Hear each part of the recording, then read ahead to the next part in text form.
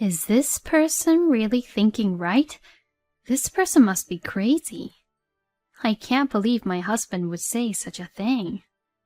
I actually thought of a good idea. Even though I only earn $1,000 per month, I actually already have something that's perfect. Huh? What is it? It's our house. Come again? So I'm saying it's our new house that we built recently. Excuse me? What the heck is he saying? Is he okay? Wait a minute. Are you being serious? Of course, I'm always serious. I'm sure that Kim would cry with joy and enjoy this as her present, for sure. How could I even allow you to give away our newly built house to your sister? Shut up.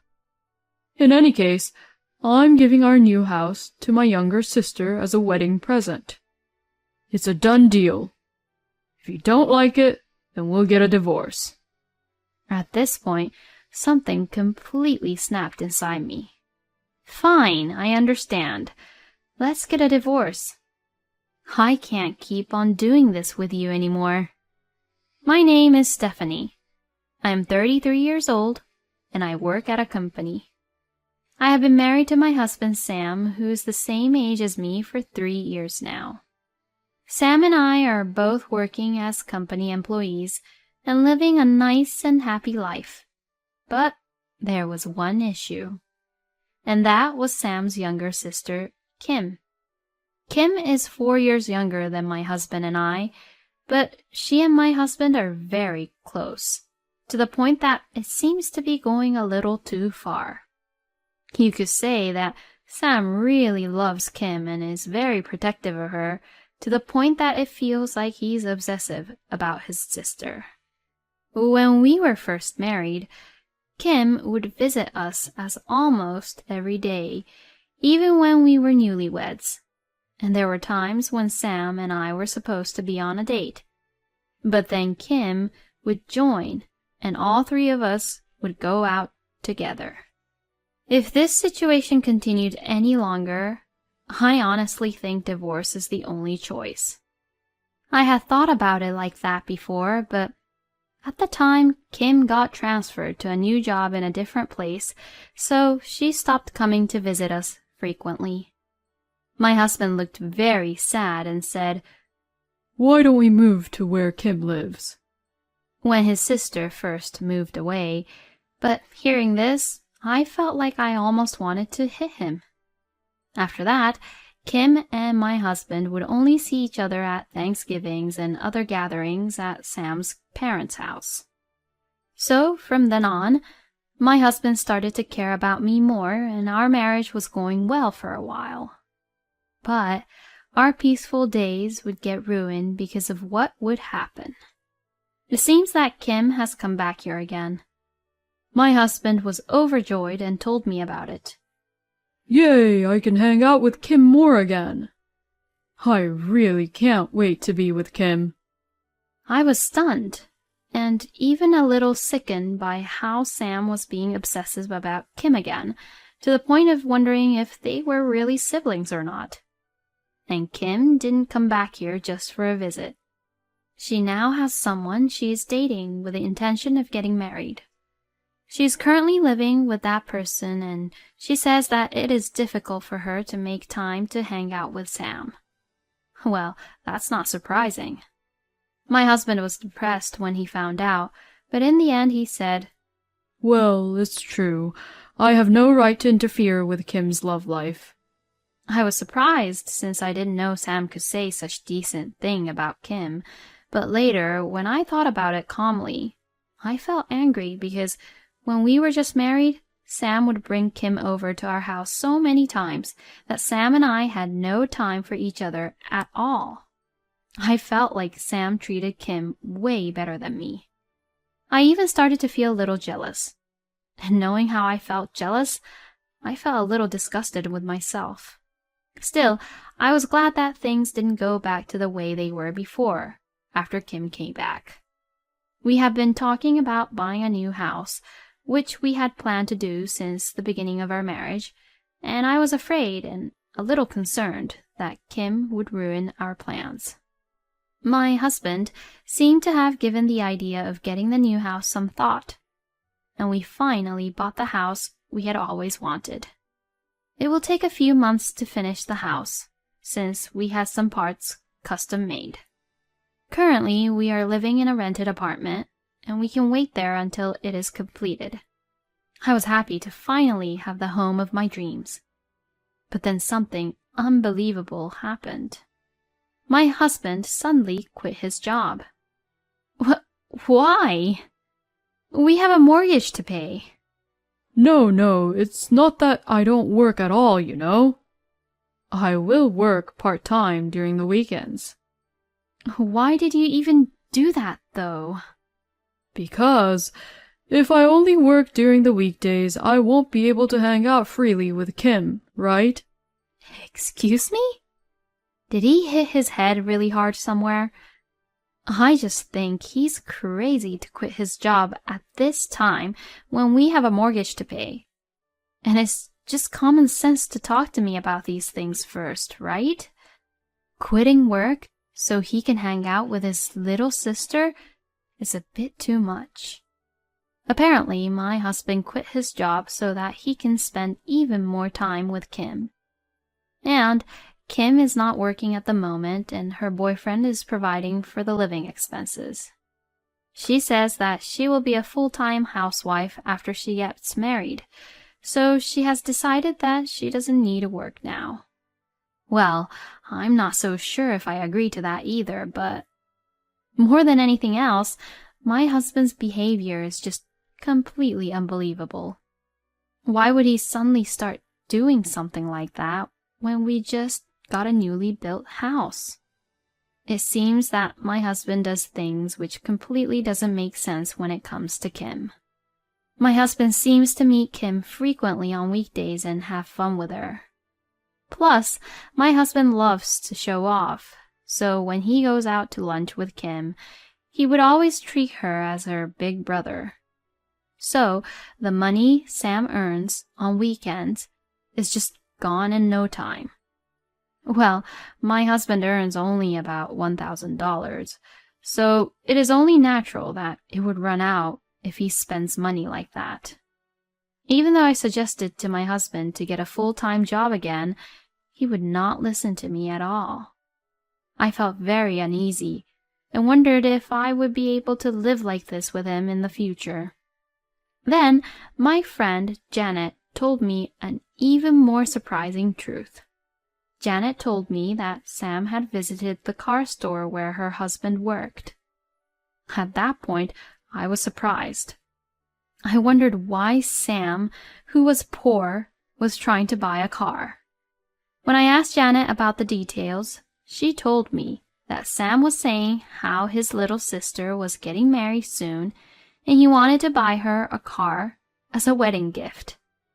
Then Sam remembered that Janet's husband was a car dealer, and that's why he visited the store. Janet's husband was very worried because my husband was only looking at high-end cars. No matter how much it was a wedding gift for Sam's precious sister, giving her a luxury car is just too much. I mean, what kind of siblings love each other like that? Janet's husband was worried if I had given Sam the proper permission to do so, and told Janet to contact me to make sure that I had been told about it. So instead of letting Sam make a decision right away, Janet's husband said, "Let's think it over once and make a decision after." I am so grateful to Janet's husband. I had no idea that my husband was doing that behind my back. When I came home from work that day, I immediately questioned my husband angrily. "Hey, what is the meaning of this? You're trying to buy a car for Kim's wedding present, aren't you?" What? What the hell? How the hell did you find out about that? Because you went all the way to the store where Janet's husband works, right? Damn it. I went there because I thought I might be able to get a good deal since we're acquaintances, you know? Instead, he's a crappy dealer. He gave away a customer's personal information without permission. What are you talking about? He's a brilliant guy. He checked with me because he got worried about it. And for the record, you're crazy to think that you could even afford a car with your small salary. What are you talking about? My precious sister is getting married, you know. As her big brother, it's my duty to celebrate her with a huge present. I mean, before saying that, you better do your duty as a husband first. You don't work during the week and you don't do any house chores at all. And I mean, what's wrong with you? Quitting your job like that just so that you can hang out with Kim? That's just unbelievable. You're an only child. You wouldn't understand the bond between siblings. Well, even so, you being this obsessive about Kim is just abnormal. I don't need siblings to understand that. Huh? You're so rude. I just love and care for my sister. Why can't you understand that? Oh, no. Talking like this won't solve anything. Anyway, I'm definitely not allowing you to buy Kim a car for her wedding present. You need to be more realistic about things. I'll tell Janet's husband never to sell you any cars. My husband and I had a huge fight like this and spent the next few days not talking to each other. I really can't forgive him for this time. If my husband continues to be like this about Kim, I will really have to consider leaving him. So this time, I will definitely wait for my husband to reflect and apologize. I will never break down. However, contrary to my thoughts, my husband made some unbelievable comments. One day, my husband told me he needed to talk to me, so we sat across from each other on the living room sofa. There was a moment of silence. I guess Sam could tell that I was really angry with him because I had not spoken at all. Then my husband began to apologize and said, I'm sorry about the other day. I was out of line. I won't give Kim a car as her wedding present. I can't buy a new one now anyways. I was glad that he was sorry for what he said. Thank you for understanding. My husband is not able to make calm decisions when it comes to Kim, but this time he seems to have gotten himself together. I just hope he will start working as a full-time employee again. The next moment, while I was relieved, my husband opened his mouth and started to talk, saying, So, about the wedding gift to Kim. Oh yeah, what are we going to give her then? If it's a wedding gift, I think it should be something that they can use like dishes or like tablewares. No, I'm not going to give her something that small. Actually, I've got an idea. My husband grins as he said that. Even though I only earn $1,000 per month, I actually already have something that's perfect. Huh? What is it? It's our house. Come again? So, I'm saying it's our new house that we built recently. Excuse me? We're giving Kim our new house. How about that? It's the biggest gift anyone could receive as a wedding present, right? I was speechless and in shock that I almost fainted. What the hell is he saying? Oh, wait a minute. Are you being serious? Of course. I'm always serious. I'm sure that Kim would cry with joy and enjoy this as her present for sure. I don't even know what to say to you anymore. You really are stupid, huh? Of course, anyone would cry with happiness if they got a new house. How could I even allow you to give away our newly built house to your sister? I mean, what about the mortgage? Well, we'll figure it out. I'll pay it anyways. And you and Kim's husband can take care of the amount that I won't be able to pay for. You've got to be kidding me. I don't want to pay a mortgage for a house I won't live in. You are so selfish. Why don't you want to take care of my family that much? Well, I can't live up to your standards. Shut up. In any case, I'm giving our new house to my younger sister as a wedding present. It's a done deal. If you don't like it, then we'll get a divorce. At this point, something completely snapped inside me. So without a pause, I said this to my husband. Fine, I understand. Let's get a divorce. I can't keep on doing this with you anymore. With that, I immediately got out the divorce papers I had prepared. And I confronted them to my husband as I had already signed my part. My husband said, I don't need to stay married to someone who can't take care of my sister, and signed the divorce papers. I will never ever understand how this man thinks. I took the divorce papers, which we both had filled out, packed my bags, and decided to go home to my parents as fast as I could. On the way there, I filed the divorce papers at the city office and ended my marriage with my husband. I didn't expect our divorce to go that easy. It was a bit of a letdown, but I don't want to be pushed around by that man anymore. Fortunately, the house was purchased when my husband was still a full-time employee, so the mortgage on the house is also in his name. So I withdrew the money I had put in as my share of the property from our shared account and parted ways with my husband. After that, I was living peacefully by myself in an apartment. But about a month after the divorce, I suddenly received a phone call from my ex-husband. Stephanie! It's all my fault. I'm sorry. Please, come back. Huh? Why now? I mean, it's too late, you know. I'm in a lot of trouble. I can't handle it on my own. My ex-husband started blabbing on about what had happened since the divorce, even though I didn't ask him. Sam was going to give Kim our new house as a present and showed her the house. Kim was very happy. But when my ex-husband started talking about the mortgage, her mood immediately turned sour. It's not normal to give a house with a mortgage as a present, is it? There's no way that you can pay the mortgage for this amazing house all on your own when you're just working at a part-time job. I certainly won't allow my husband to pay for it. So, if that's what's going to happen, then we don't need a new house.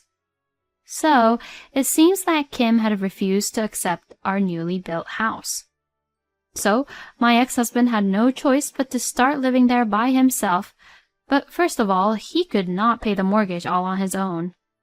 But he couldn't really get a job at a company that paid him as much as he had been earning before, so he ended up working at a company with terrible working conditions with a really low income. And he had to work overtime and hardly spent any time at home, and most of his salary was used to pay off his mortgage. When he talked to a real estate agent about selling the house, the real estate agent said that they could only sell it at a price much lower than the purchased price, and even if Sam sold it, he would still be in debt for about $100,000. So Sam came up with the idea of getting back together with me and moving in together once again. You deserve what you got, you know. You're on your own. I said that and hung up the phone.